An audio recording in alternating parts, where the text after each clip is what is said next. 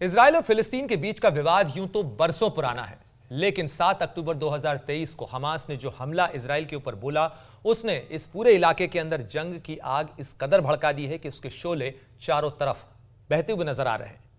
इस समय हमास को खत्म करने के लिए इजराइल लगातार बमबारी कर रहा है, लेकिन आखिर हमास कैसे टिक पा रहा है इजराइल की फोर्सेस के सामने, जो कि दुनिया की सबसे एडवांस फोर्सेस मानी जाती हैं। हमारे साथ में कृष्णमोहन मिश्रा हैं। कृष्णमोहन, आप डिफेंस बहुत लंबे समय से कवर करते रहे, ये सवाल हर कोई जानना चाहता है, क्या ये डेविड और गोलायत की लड़ाई है?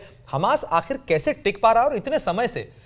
ये गुरिल्ला वॉरफेयर की टेक्निक है या वाकई में उसके पास एक पीछे की बैकिंग है? देखिए, हमेशा जो इस किस्म की लड़ाइयाँ होती हैं उसमें जो भी इस्टेब्लिशमेंट है या जो भी रेगुलर फोर्स है उसको बहुत ज़्यादा समस्या उठानी पड़ेगी गुरिल्ला फोर्सेस से। हमास एक ऐसी फोर्स है कि जिसने अटैक किया और गायब हो गया।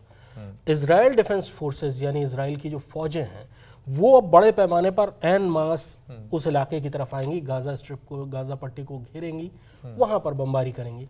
हमास एक आतंकवादी संगठन है। आतंकवादी संगठनों के लिए किसी भी देश, चाहे वो बड़े से बड़ी देश की सेना हो, उसको इंगेज कर लेना, उसको उलझा लेना हमेशा बहुत आसान होता है। क्लासिक एग्जाम्पल्स हैं, जैसे वियतनाम की लड़ाई बहुत क्लासिक एग्जाम्पल है। अमेरिका जैसी बड़ी ताकत 6 साल तक वियतनाम में उलझी रही, बहुत ज़्यादा उनको कैजुअलिटी उठानी पड़ी, बहुत बड़ी तादाद में अमेरिकी सैनिक मारे गए और आखिरकार उनको बेइज्जत होकर वहां से आना बिल्कुल पड़ा। और अफगानिस्तान जिसे ग्रेवयार्ड ऑफ एम्पायर कहते हैं, वहां पर कोई नहीं जीत पाया। सोवियत संघ आया, उलझ गया और 6 साल, 7 साल, 8 साल, 10 साल लड़ता रहा और सोवियत संघ को आखिरकार बेइज्जत होकर जाना पड़ा। वही गलती अमेरिका ने की, अमेरिका आया और बेइज्जत होकर उसको वापस। तो क्या ये इजराइल के लिए भी, इजरायली डिफेंस फोर्सेस के लिए भी एक ट्रैप हो सकता है? क्योंकि गाजा का अगर आप इलाका देखें कृष्णमोहन, तो वो एक स्ट्रिप है पूरी, जिसके एक तरफ इजिप्ट है, दूसरी तरफ भूमध्य सागर है और तीसरी तरफ पूरा इजराइल है। इजराइल का एडवांटेज है डेफिनेटली, वो एक स्टेट है, ये एक नॉन स्टेट है, और ऐसे में अगर इजरायली ग्राउंड फोर्सेस अंदर घुसती हैं तो उनके सामने भी वही खतरा होगा। बिल्कुल, लेकिन हमेशा याद रखिए कि कोई भी जो फौज होती है वो बिल्टअप इलाके में लड़ने से परहेज करती है। बिल्टअप इलाका यानी कि जहां पर इमारतें हैं वहां पर लड़ना किसी भी फौज के लिए एक दुस्वप्न होता है, नाइटमेयर होता है। अर्बन कॉम्बैट, क्योंकि आप इसमें ऐसे देखिए कि जो अटैक कर रही है फोर्स और जो डिफेंड कर रहे हैं उसके बीच में 1:3 का रेशियो नॉर्मल माना जाता है मैदान में। वो अगर जंगल वॉरफेयर है तो वो 1:9 माना जाएगा, माउंटेन वॉरफेयर है वो 1:12 माना जाएगा, लेकिन अर्बन वॉरफेयर अगर हो रहा है तो उसमें ये माना जाता है कि कोई आप इसकी कैलकुलेशन नहीं कर सकते हैं।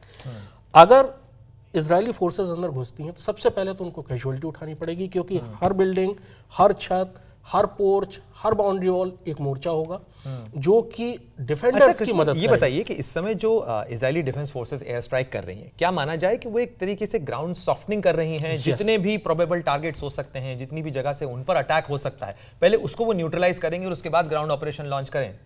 प्रणय, इजराइल के पास भी कैजुअलिटी उठाने की ताकत इजराइल में बहुत ज़्यादा नहीं है। इजराइल की पॉपुलेशन बहुत कम है, 76 लाख होती थी, अभी ये माना जा रहा है कि 2023 में एस्टिमेटेड 93 लाख होगी।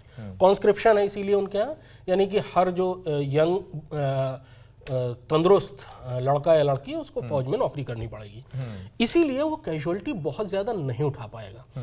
अगर वो बिल्टअप एरिया में अंदर घुसेगा, ये बात भी हमास जानता है अभी जो कर रहा है, लेकिन इजराइल के पास बहुत सारी दूसरे एडवांटेज हैं। जैसे उसके पास प्रिसीजन स्ट्राइक वेपन जो है, एम्यूनिशन जो है उसका बहुत अच्छे हैं। बालाकोट के हमले की आपको याद होगी, उसमें जो हथियार इंडियन एयरफोर्स ने इस्तेमाल किया था वो इजराइल से आया था। उसके पास पिन पॉइंटेड करके जो कि ऐसे प्रिसीजन गाइडेड म्यूनिशंस हैं कि जो कि एक अगर कमरे को टारगेट करना है तो वो उसी कमरे में जाएंगी। बिल्कुल, जो वीडियोस भी जारी कर रहा है इजराइल डिफेंस फोर्सेस, हम देख रहे हैं उसी जगह पर जाएंगे, मतलब उसके नजदीक की इमारत भी नहीं गिरती है। हाँ, और पूरा गाजा स्ट्रिप एक बहुत छोटा सा इलाका है, 10 किलोमीटर के करीब चौड़ा है, करीब 70 किलोमीटर के 40-45 किलोमीटर के आसपास, तो करीब 400 वर्ग किलोमीटर का पूरा वर्ग किलोमीटर का। और एक मकान इजराइल ने मैप किया हुआ है डिजिटली। उन्हें मालूम है कि इस मकान में ये है, इस मकान में ये है, अभी उसको टारगेट करते रहेंगे। मेरा ख्याल ये है कि Israeli defence forces Gaza strip में सीधे घुसने में अभी काफ़ी वक्त लगाएंगे। अभी वो पहले सॉफ्टनिंग ऑफ टारगेट करेंगी, सिविलियंस वहाँ से धीरे धीरे निकलेंगे, राफा बॉर्डर क्रॉसिंग से होकर वो इजिप्ट जाएंगे, उनके पास और दूसरा रास्ता नहीं है, भूमध्य सागर की तरफ वो जा नहीं सकते, वहाँ ब्लॉकेड है। फूड, इलेक्ट्रिसिटी, फ्यूल इसकी सप्लाई काट दी गई है। ये इसीलिए की गई है कि ज़्यादा से ज़्यादा लोग इजिप्ट चले जाएं और उस समय बड़े हथियारों का इस्तेमाल करना आसान होगा। क्या होता है कि कोई भी फौज जब अंदर जाती है अर्बन वॉरफेयर में, तो एक तो उसे कैजुअलिटी उठानी पड़ती है, दूसरा वो भारी हथियारों का इस्तेमाल नहीं कर सकती। अगर वो भारी हथियारों का इस्तेमाल करती है तो कोलेट्रल डैमेज बहुत ज्यादा बिल्कुल, अब करीब 20 लाख की आबादी अगर छोटे से इलाके के छोटे से अंदर इलाके, रहती और है, वो भी कि एक बिल्डिंग है और उसमें 100 लोग रह रहे हैं। अगर मान लीजिए उसमें 2 आतंकवादी भी हैं, लेकिन अगर बड़े हथियार का इस्तेमाल होता है वो 200 मारे जाएंगे, तो इजराइल के खिलाफ कितना बड़ा जनमत यानी तैयार दुनिया होगा। की 15वीं सबसे बड़ी फौज, दुनिया का एक बड़ा डिफेंस पावर इजराइल माना जाता है, उसके बावजूद कहां उसकी कमजोरियां आ रही हैं, कहां हमास किस तरीके से स्ट्रांग है, ये आपने पूरा समझाया।